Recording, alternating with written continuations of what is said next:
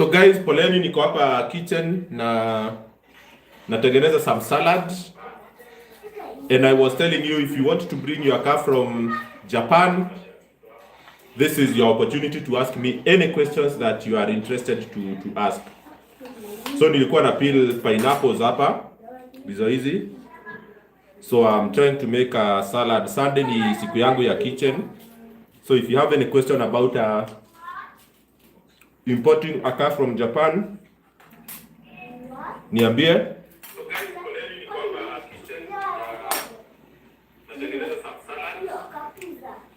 And I was telling you, if you want to bring your car from Japan, this is your opportunity to ask me any questions that you are interested in. So nilikuwa na peel pineapples hapa, hizi. So I'm trying to make a salad. Sunday ni siku yangu ya kitchen. So if you have any question about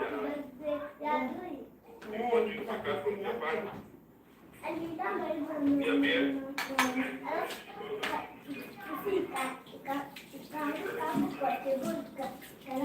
Yeah, so guys, any question?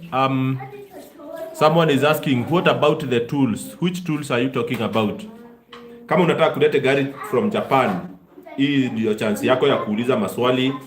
Kama unataka kujua anything about tax, about the duty, this is your chance. Nitakuangalilia pale kwa lapi, kuna mtu nitaambia tu anifanyie hiyo hesabu haraka haraka. Nikwambie bei ya kuleta gari from Japan ni how much. Saa hizi ndio watu wanarejelea kazi. Kesho ni date 5 of January. So tuna expect kwamba competition ya magari itakuwa a bit high because Japan wamekuwa pia on holiday. So they have not been responding to orders. So kama kuna order yoyote mtu alikuwa ameplace order ya gari, hakuna gari mtu ameweza kubuy from Japan in the last 2 weeks. Hata kama mtu alichukua pesa yako, Japan hawajaweza kuprocess any order for the last 2 weeks. So kazi zinarejelea kesho, and then from tomorrow people will start now how do I call it, placing their orders, and Japan will start responding. Okay, someone else is asking me a question on WhatsApp. What is the duty for Mazda CX-5? So the duty for Mazda CX-5 is 735,000 if you are talking about the petrol version. Yeah, so petrol 2000 cc duty ni 735,000. So if you want to know anything, let me know. Kama una plan kulete gari from Japan ujisevie pesa, niambie nijue ili niwatengenezee bei kutoka huko Japan. So niliwaambia kuna mse ananiambianga nimforwardie anybody any inquiries, na mtumia tu akiwa huko Japan, and then anaweza kuprocess hizo orders na anapea watu bei poa kuliko kubai kwa dealers. Na ujue pia ukibuy from Japan unapata verification. Everything that you want about that car is verified before you bring it. So it is very important that usibuy gari Kenya, especially mtu ako na cash. By the way, hiyo ndio my advice. Kama uko na cash, acha kubuy gari Kenya. Hiyo ni kuwaste pesa, by the way. Kama uko na cash, acha mambo za kununua gari Kenya. Focus on importation. Because ukibuy locally, ujue huyo dealer ana make around 700,000 kwa gari ya kawaida. Kama ni hizi gari dogo, ana make 300k. Na hiyo ndio pesa utasave ukiimport. So normally, that's what I tell people. So if you have any question around importation of cars, please let me know. Ask me your question, and I will be responding to you as I continue with my cooking here. Please post your questions in the chat. Anything about importation. Kama unataka kulete gari ya Uber, we are also helping people to do that. We'll also help you to do that. any car that you want to bring to Kenya, guys, ulizeni maswali. Msikae tu hapo kuwatch. Hii channel ni kutake action. Anything you want to learn about importing a car from Japan, I'm here to help you. Juu kesho pia nikirudi kazi yangu ya kawaida, kunipata pia ni shida. Itabidi tu tupatane weekends. So normally weekend ndio napatikananga sana kumeet na watu. But any other time watu wanatumia hii opportunity kuniuliza maswali. So ask your questions there.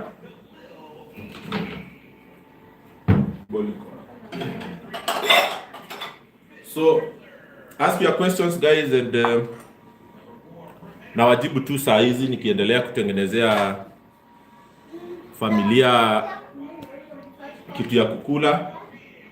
If you have any question, you can reach out to me through my number.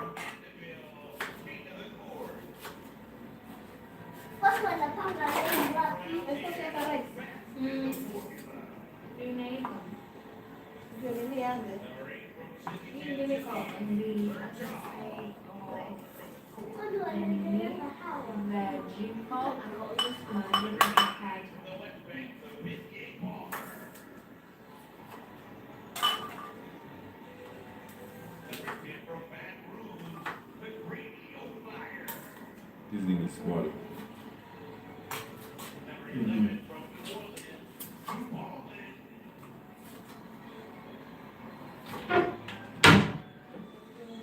Kuna jagi ya plastic.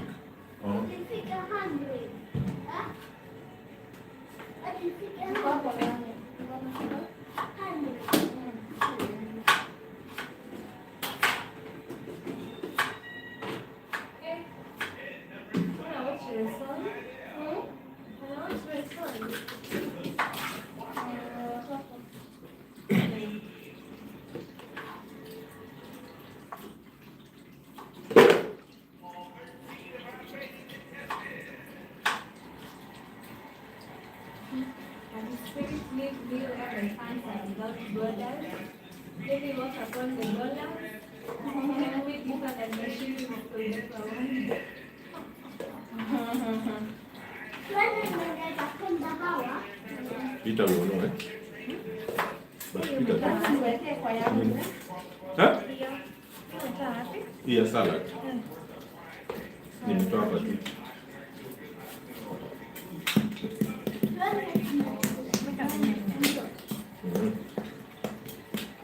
How do you call your salad? Tropical salad. Naona swali mzuri hapo. Finally nimekupata live. Kuna maswali nataka kuuliza about importation cause soon unaenda kuimport Sienta. Uliza swali. Kama unataka kuimport Sienta, uliza swali. And then Adan, with 500k, can I buy a car like an Alto? Yes, you can buy like an Alto. Actually, kuna mse nilisaidia like 2 weeks ago ashalipa. Alto yake inamfikia total cost hadi Mombasa inamfikia na 530,000. So you can get a car actually Alto unaweza ipata na 550,000. Okay? Na wewe usilalamike mileage. So mileage yenye utaletewa hapo, wewe bora tu tuangalie gari tuone haijawahi kuwa na accident. Usikiwe na maswali. So Alto itakuingililia na 500,000 around there. So I tell people, hauwezi pata gari ya 500 in Mombasa, gari yenye haiko locally used. The car yenye utapata in Kenya at 500,000 shillings itakuwa locally used, an old car. So I would prefer that uchukue hiyo Alto ya Japan na 500,000 hata kama mileage itakuwa 200k, but ikuwe wewe ndiye mtu wa kwanza kuitumia Kenya. So yes, with 500k you can get an Alto. So naendelea hapa kutengenezea familia salad. So nimeweka apples, nimeweka pineapple na nikaweka bananas. Yeah. So endeleeni kuuliza maswali. Kuna msee mention hapo Sienta. What do you want to know about Sienta? Normally Sienta ukitaka kuibuy in Mombasa, Sienta inauzwa kitu 1.5 kwenda juu. Actually the cheapest utapata ni 1.5, but Sienta sasa inauzwa ni 1.8. But ukiimport, the last quotation nilifanyia msee ilikuwa inaanza na 1.4 kupanda. So juu kuna kuna Guero, kuna ingine inaitwa X. So kuna different trims, and then pia ujue kuna 2 wheel na 4 wheel, kuna 5 seater, kuna 6 seater na 7 seater. So depending na yenye unataka, hiyo ndio determine bei, but Sienta unaweza save a lot of money.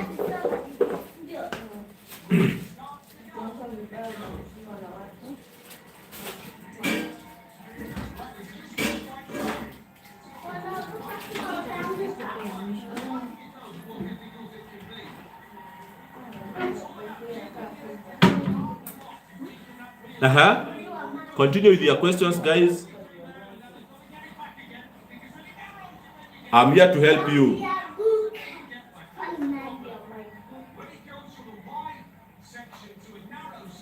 T31 X-Trail umeuliza ya 2016 KDV kuteremka. Hiyo swali hai make sense. Juu 2016 hatuwezi import. What we are doing, tunalete saa hizi 2019 and above. X-Trail from 2.3 unaweza pata. Ukiimport X-Trail from 2.3 unaipata virahisi sana. Juu ukienda huku kwa dealers wanauza 2.7, 2.8. So normally mimi naangalianga tu na kupea first price.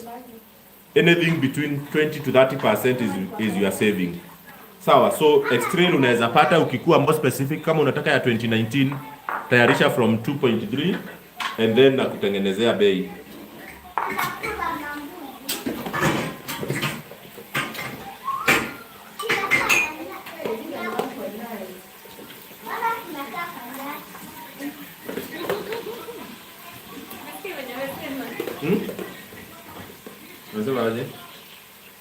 So guys, I still have some more.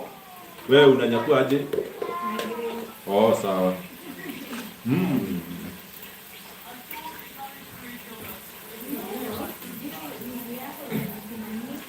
Nani mwingine anataka?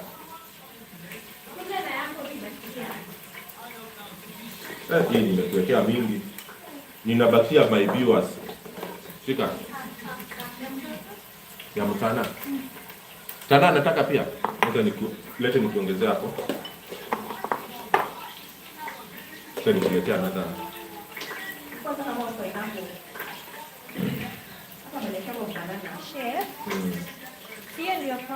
So guys, continue asking me questions. Naona hapo we are talking about Subaru Forester SK5 itabidi nimeangalia, but the one that I am very familiar with ni SKE na SK9. So SKE kuna hizi za 2000cc, so unaweza pata the normal one. Kuna zingine zinajiita X-Brake, kuna zingine zinajiita e-boxer ama SK9 sasa the 2.5 liter. So the SK series is a bit expensive because of the duty. So duty ya SK iko juu, inarejea pale 1.3, and that's why uta notice that bei ya Subaru imepanda. Bei ya Subaru saa hii inaenda kupanda sana. Subaru Legacy duty yake was around 950,000, but I need to double check that. So if you want, you guys can drop me a message on WhatsApp.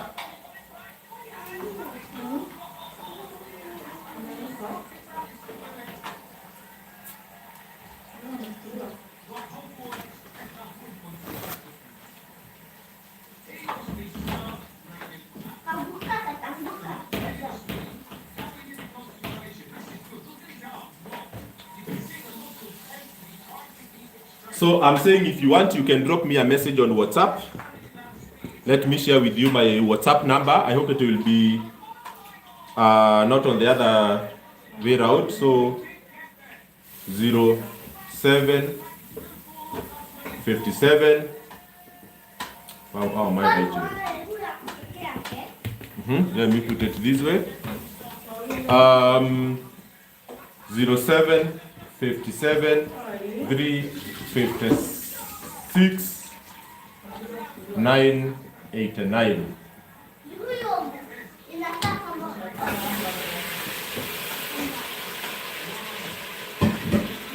WhatsApp. So drop me a message on WhatsApp if you want any clarification. Unfortunately, I'm seeing it is showing the other way round. I don't know what is the problem, but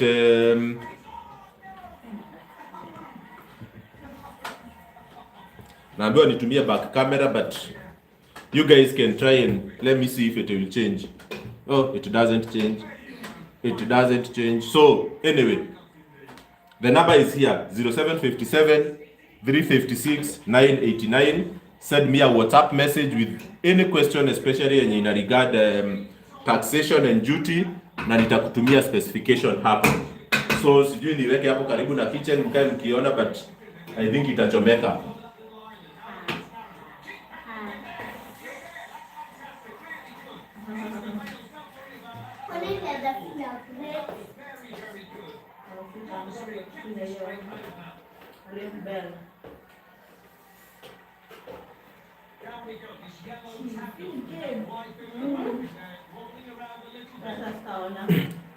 So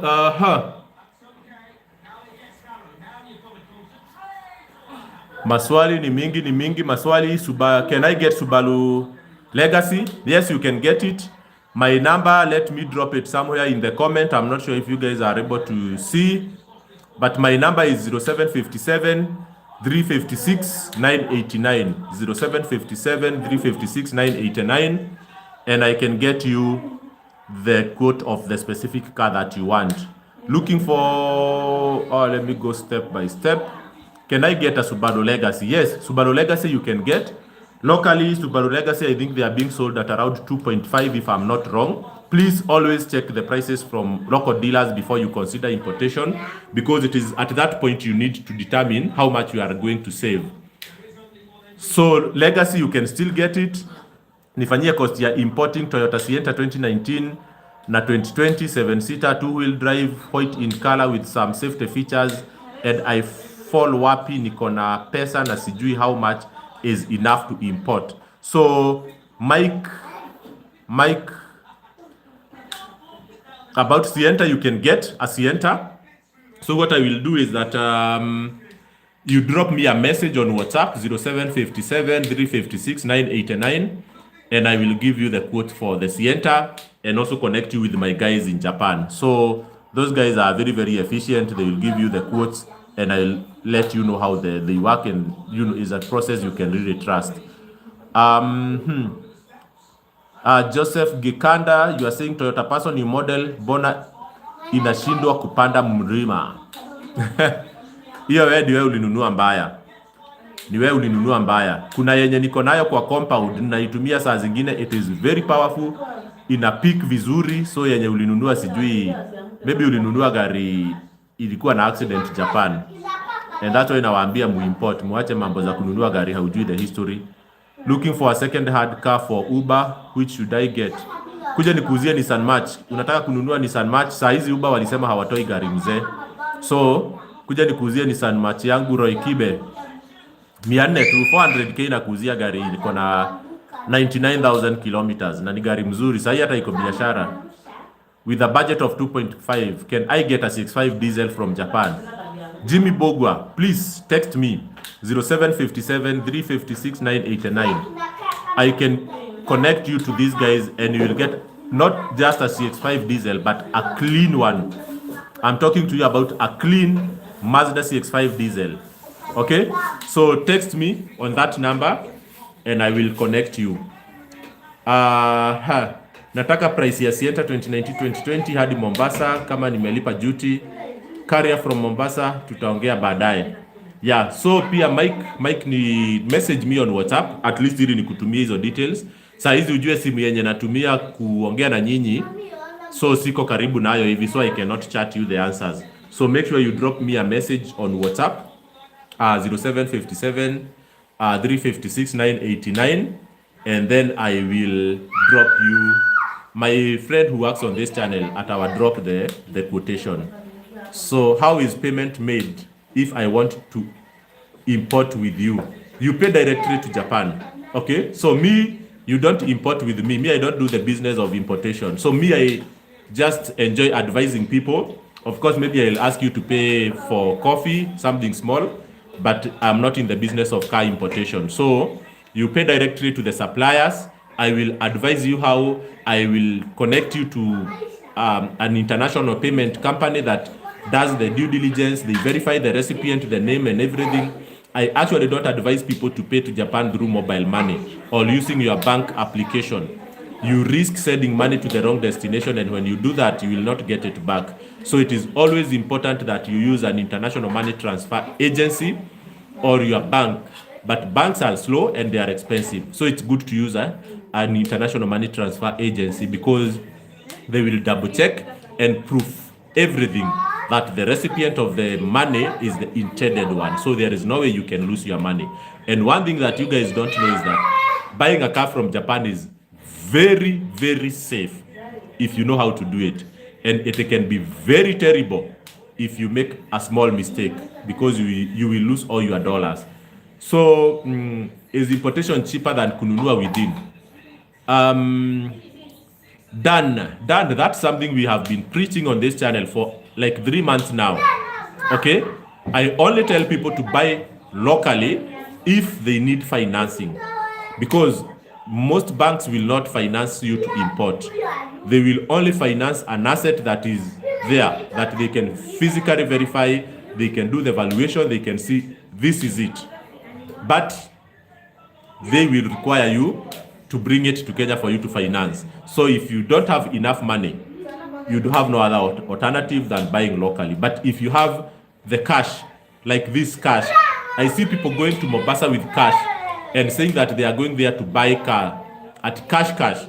And I feel like these guys are wasting their money. Because if you have cash, you have an opportunity to save like 30% of the price of that car. Or maybe spend the same amount of money yenye ungelipa Mombasa, but you get a better car. Okay?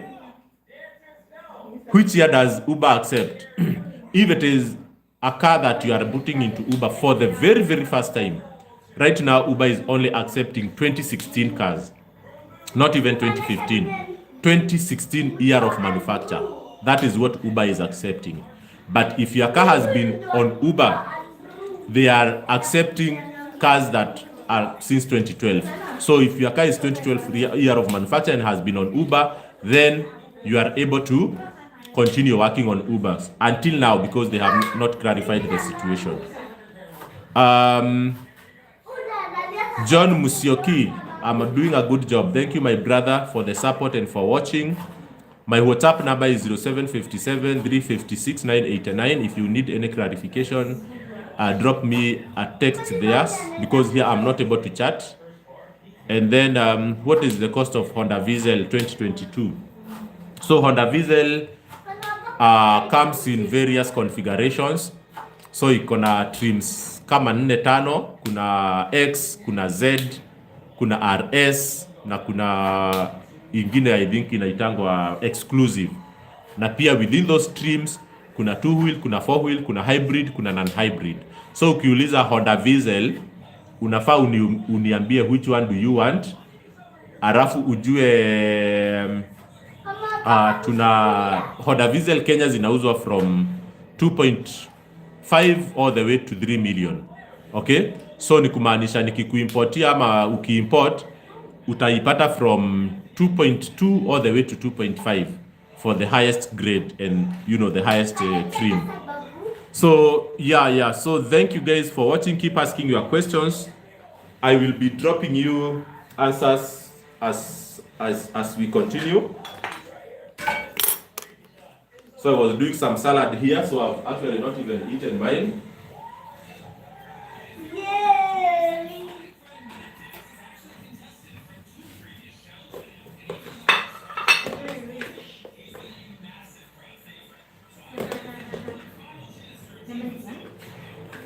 Almost.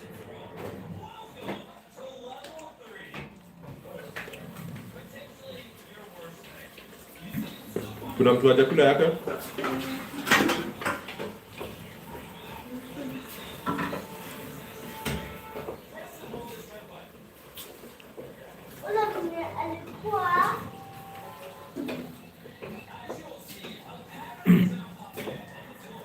ati videos usiweke A1.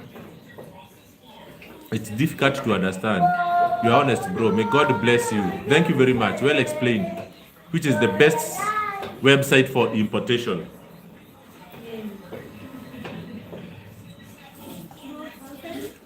All the websites are good. All the websites are good. You can check Beforward, you can check SBT, you can check GUNET, you can check Autocom, you can check Car Used, you can check Japanese Car. All these websites are good. It's just like buying things online in Kenya. We have traders who sell on Jumia, who sell on Kilimall, who sell on Gigi, who sell on Facebook Marketplace, who sell on WhatsApp catalogs. I cannot tell you that buying from WhatsApp is better than from Facebook. You need to know how to do your due diligence from whichever sites you are buying from. There are actually people, like if you come to me, the guys I refer you to, they don't work on any of these websites because they will connect you directly to the auction. But at the same time, I will give you this analogy. If you find a phone shop in town, Nairobi, let's work with Nairobi. There are these guys who have physical shops. They sell phones. Those guys, they share those phones on every possible platform. So if you are in town and you have a shop, you will put your phones on Gigi, you put them on Kilimall, you put them on Jumia, you put them on Facebook, WhatsApp, Instagram, TikTok, Twitter, any digital platform. If you are in town, you will place them there. But the integrity is not from the platform where you buy from.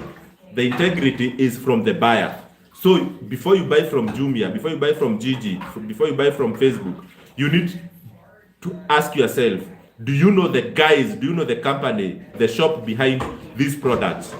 That is the most important thing. It's not about where you are buying your car from, because they are the one who determine the integrity of the cars. That's why there are people who buy cars from Beforward or SBT, very big companies, very big websites. But those cars can go and fail inspection by KEBS. Why? Because the guys selling through websites like Beforward and SBT, they may lack integrity. So when that car is taken for inspection, it might not pass, regardless of the fact that they are selling through very big platforms. And one thing also you need to know is that these big websites that you see are actually platforms, okay? It's not, you can say that Jumia is a company that sells phone. Jumia is a platform for traders to share what they sell. The same thing, like these websites you see from Japan, a lot of them are platforms for car dealers to post their cars. So the integrity of those cars depend on who is posting them, not necessarily on the platform. And that's why due diligence is very, very important before you decide to move a car, to move with any car from any of those platforms.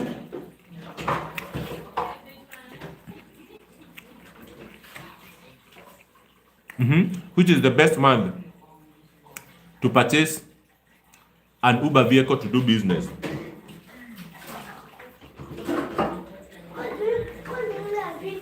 The issue of months don't matter anymore. Okay? The issue of months don't matter anymore. From my small experience teaching myself about car importation, I was told before 2022, the month of manufacture used to matter very much, because the government will go in and calculate which is the month of production and which month are you importing, so that one on exactly what is the age. But right now, your duty, your tax will vary just by 5%. Maybe instead of being given depreciation of, let's say 70%, it can be given 65. Okay? But if you're asking me the best month to bring a car into Kenya, a 2019 car manufactured in January 2019, you should bring it around June. Okay? So that you get a 5% advantage on your taxable value, okay, of that car. Because the taxable value is the value that remains after depreciation.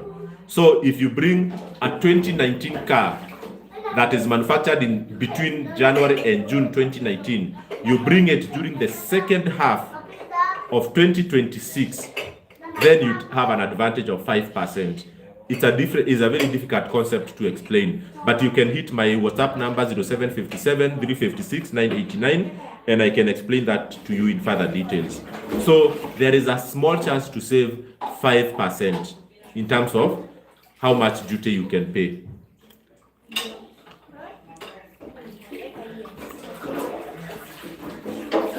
So Honda Diesel 2022, the only thing that will vary the tax, because tax ya diesel ni kitu 620,000. So if you want to work with 2022 tax ya diesel, it will be 720 for 2020, 820, 920. So tax yake itakuwa like 1 million. So I think 2022 model of Honda Diesel, you can get it from around 3.1. Okay, but drop me a text on WhatsApp 0757 356 989 and I'll give you the exact figure, because ideally duty inaendaga up by 100,000 once you get to a newer year.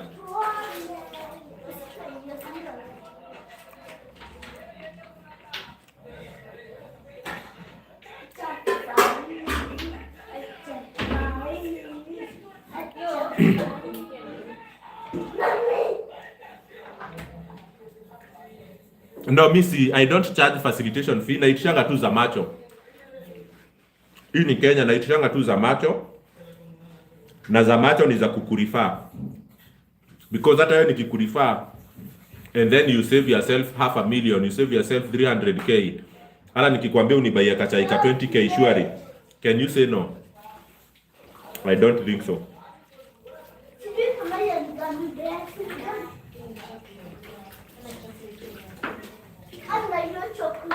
Most people wenye wana charge facilitation fee for importation watakucharge around 200,000.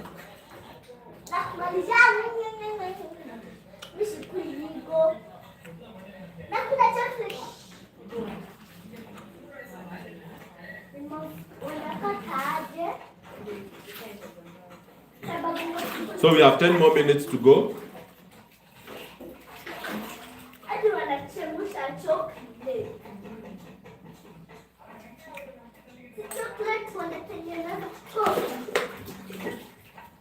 There is some more. Do you need? Oh. Okay.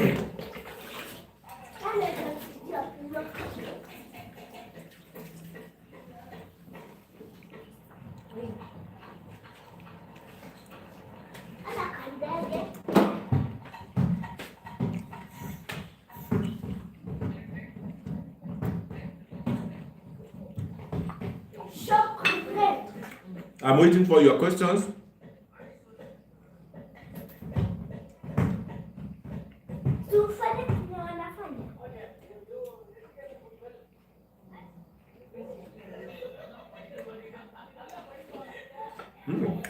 Wow.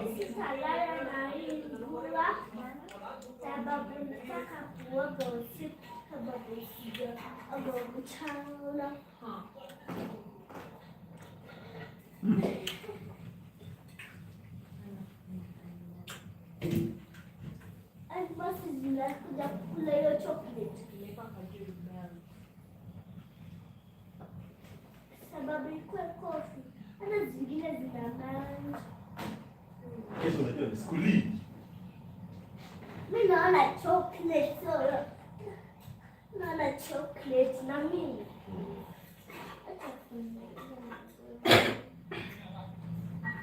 Nilikwambia wachane kuomba.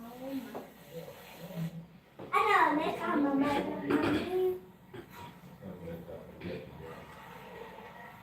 Mama na chocolate.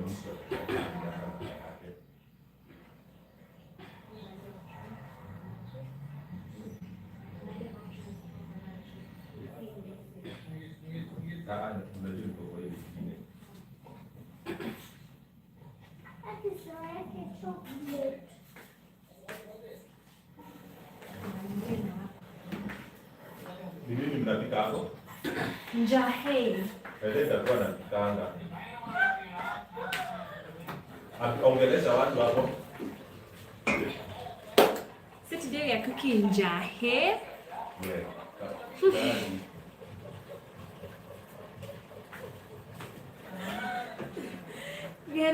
You're supposed to answer. First time car owners, what are the best models to go for?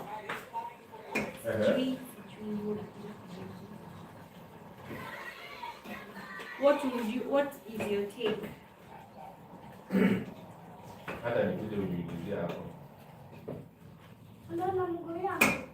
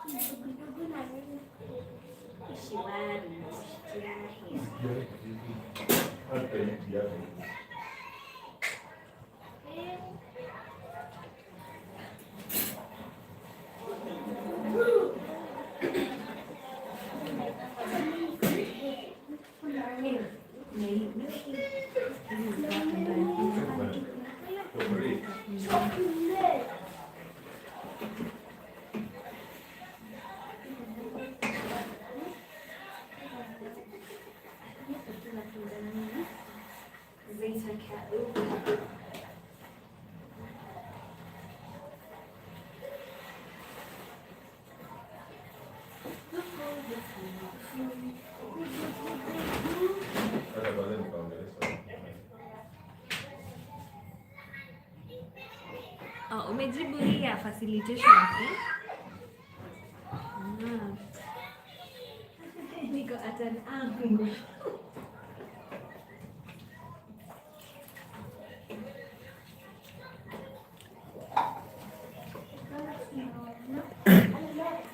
So guys, let me know what you think. Endeleeni kuuliza maswali zenu za kuimport magari. That's what we are trying to talk about leo. Before kesho turudi kazi. So if you have any question, today is your chance. Today is your chance. And if you have any question, 0757 356 989 0757 356 989 tuwaelezee how to bring your car from Japan to Kenya. So sijui kama mko na maswali zingine ama tumalizie hapo.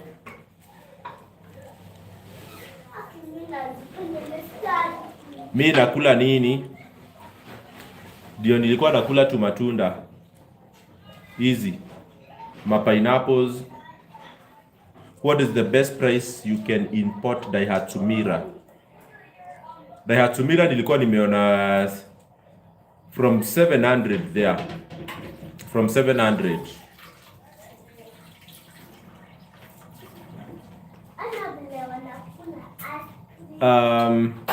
But nitumie tu text, nitakutumia further details with clarity because ina depending, because what I always like sharing with people ni tax. So ukinitumia text nitakutumia tax na nitakutumia clearing amount, and then tuanze sasa kuspot magari, tuone magari zinafikisha aje bei from Japan to Mombasa. Then you add the tax, you add the clearance. Importing Toyota Noah 4-wheel new shape ya 2022 2000cc na 8 seat. Yeah, nitumie text tafadhali Kevin Munyoki, nitumie text 0757 356 989. Nitaweza kukutumia details. Any other question? Ulizeni maswali haraka before tufunge kazi.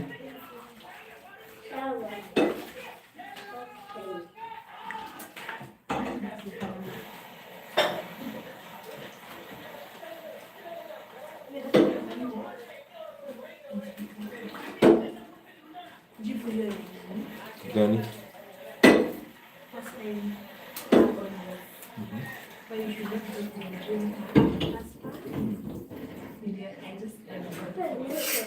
So what is your advice about first time car owners? What type of cars they should go for?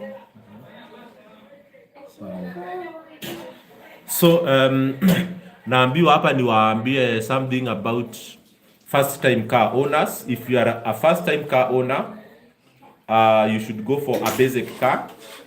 Don't go for a sport car or a performance car, because these cars that are for performance or for sport, they require a person who knows how to use them.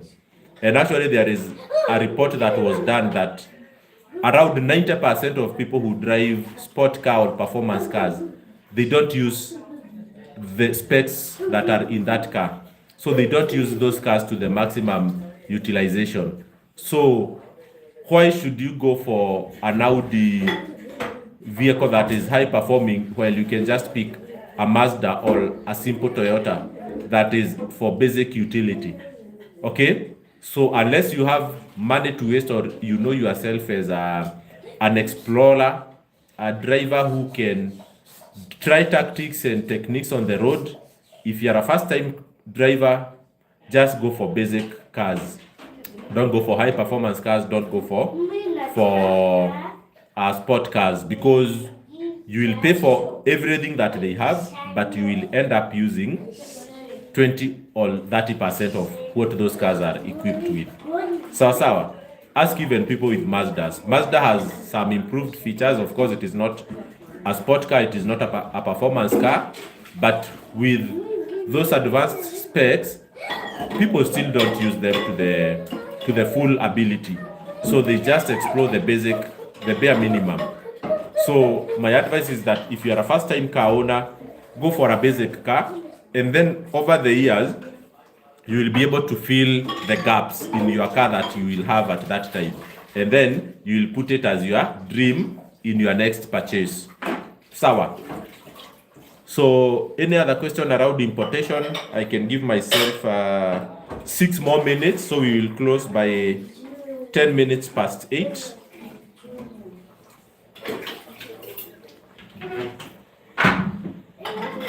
DJ Goops, do more videos on how Uber business works. I have done everything that I know about Uber. If I have not done a video, it's because maybe I don't know. So please ask your specific question. I have been doing videos about Uber since 2021. Imagine, around 5 years now. So most things I repeat them, or I say them in a different version, or I review the updates and I do other videos. But please pinpoint into something that you want me to speak about Uber. Right now, in the next 6 minutes, I will speak about it.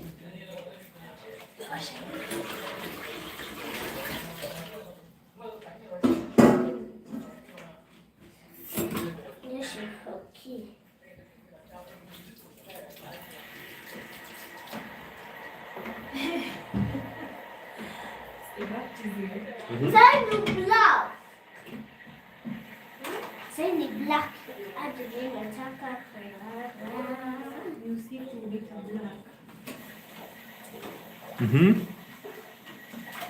Few more minutes to go before we close.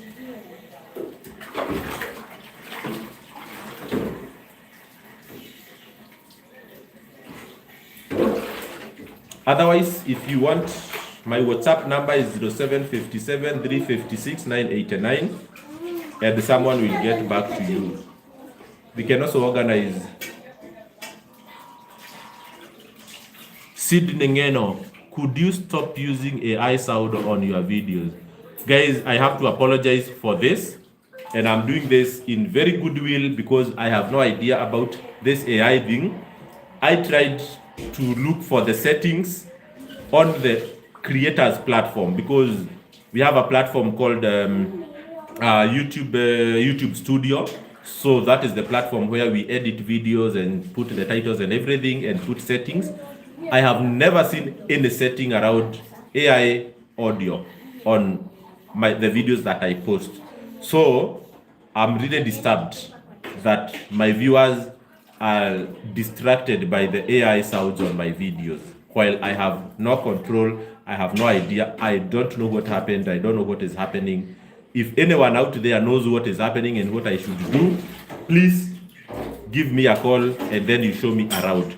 I have tried to navigate all my settings on YouTube, I cannot see anywhere that I have checked AI audio or AI dubbing. And I'm very aware that it is a serious problem and some people are getting seriously annoyed, but I cannot control that. My advice is that if it happens to you, just click on your gear icon, that is the setting bar, and then you check the audio and just select Swahili original. Someone was joking and saying that my English is classified as Swahili by YouTube, which is very funny.